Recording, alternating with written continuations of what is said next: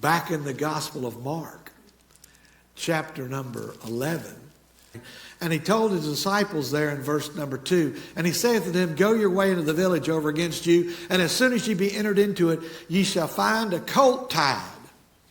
Now, I don't want to belittle anybody here today, but the truth is, lost, unregenerate man is depicted in the Bible in a couple of places as the wild ass that had never been ridden upon. This colt is a picture of a lost man, a sinner, you and me, in a type. He said, you go find him. He's tied up. He's bound.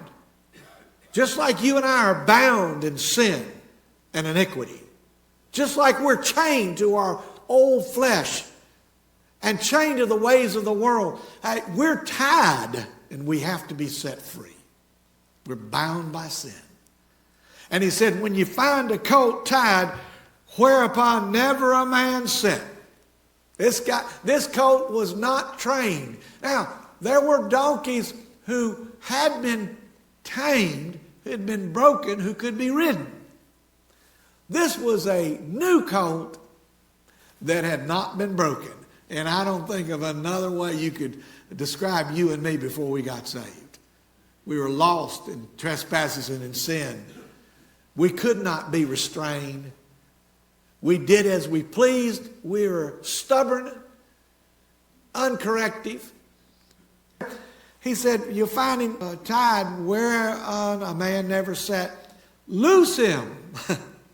Remember what he said to Lazarus? They said, loose him and set him free.